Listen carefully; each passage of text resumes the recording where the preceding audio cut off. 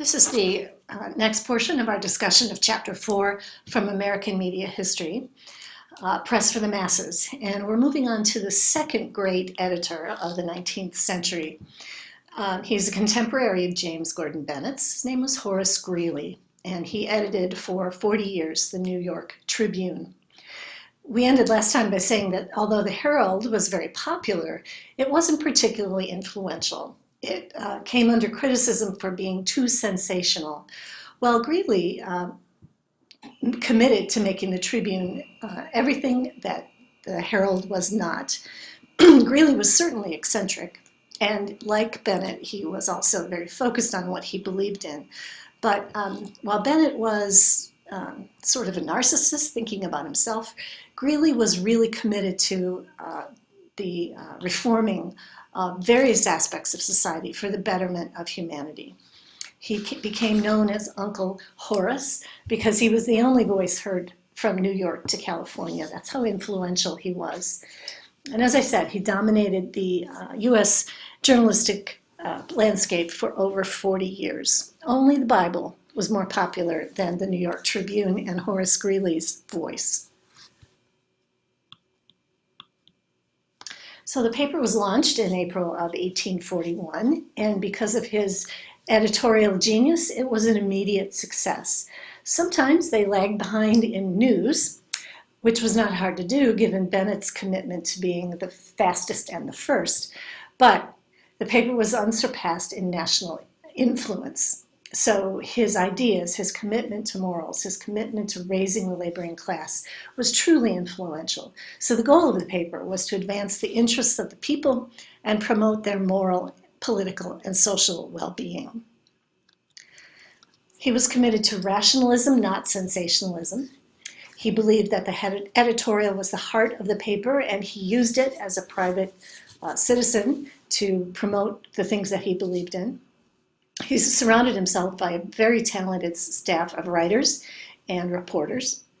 As we said, the newspaper was distributed all over the United States and came to be known as the great moral organ, with no attention to degrading police reports and silly advertisements, of course.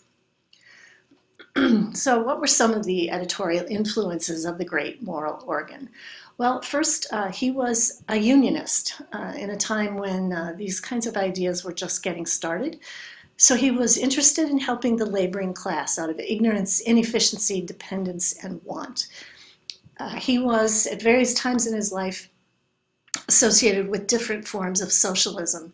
But again, being a trade unionist and believing in unions, he was accused of being a socialist by the Whigs and the capitalist class. This Fourierism is a brand of socialism from France that he adopted and advocated for about 5 years. After a while, he sort of burned out on interest and stopped talking about it, but he did not burn out on his interest in unions, and so he established the New York Printers Union and was its president. He was very influential in passing anti-alcohol laws, prohibition laws. He was against capital punishment and so was successful in promoting laws that made death by hanging illegal. And he was proponent of outlawing polygamy. He saw this as an infringement on women's rights, which, of course, at the time, people weren't really talking much about women's rights. So again, he was sort of radical. His goal was to strengthen the United States internally. Now, the next portion of the text is about the penny press and the Mexican-American War. I'm going to leave that to you.